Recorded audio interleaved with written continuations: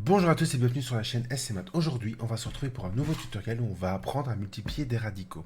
Alors, on va voir les différents cas de figure possibles, différents exemples pour vous aider à mieux comprendre comment les multiplier, les petits trucs et astuces qu'il faut faire pour pouvoir le faire efficacement.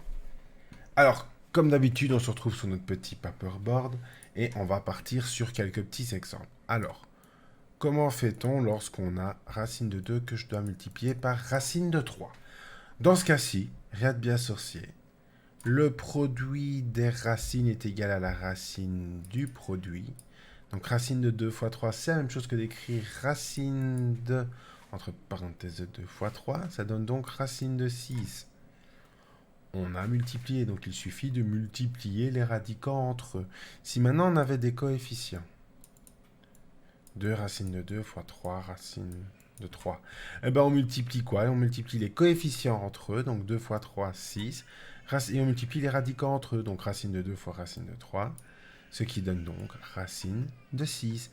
On a donc bien effectué. Donc ça, c'est dans les grandes lignes, les procédés qui se passent derrière. Maintenant, il se peut qu'on aille, par exemple, racine de 32 multiplié par racine de 12. Alors, si on suit la règle de manière simple, donc si on suit cette règle-là de manière simple, que doit-on faire? On doit multiplier 32 par 12, alors imaginez la taille du nombre, et puis après, il faudra essayer de le simplifier. Ce qu'on va faire ici, c'est qu'on va le simplifier dès le départ. Donc racine de 32, c'est racine de 16 fois 2. Racine de 12, c'est racine de 4 fois 3. Alors je vais écrire tout le détail, c'est donc racine de 16 fois racine de 2 fois racine de 4 fois racine de 3. Racine de 16, ça donne 4. Racine de 2, on n'y touche pas. Racine de 4 ici, ça fait 2. Et racine de 3, ça reste racine de 3.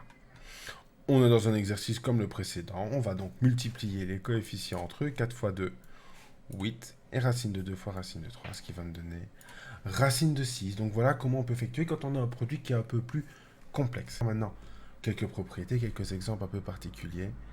Lorsque j'effectue par exemple racine de 19 fois racine de 19, ce qui revient à la même chose que d'effectuer racine de 19 au carré. Mais pour faire ce genre d'exercice-là, en fait, il suffit simplement de recopier la valeur sous la racine. Donc racine de 19 au carré, ça donne 19. Un autre petit exemple. Donc si on avait deux racines de 6 qu'on élevait au carré, comment est-ce qu'on fait pour faire ça?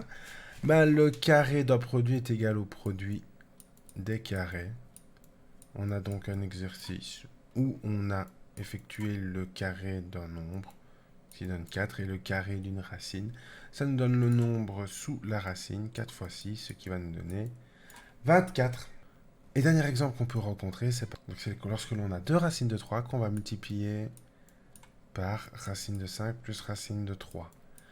Comme dans PEMDAS, on effectue d'abord les parenthèses, mais ici on ne peut rien résoudre, donc maintenant on va pouvoir distribuer, comme vous le faisiez avant, le 2 racine de 3 sur la parenthèse.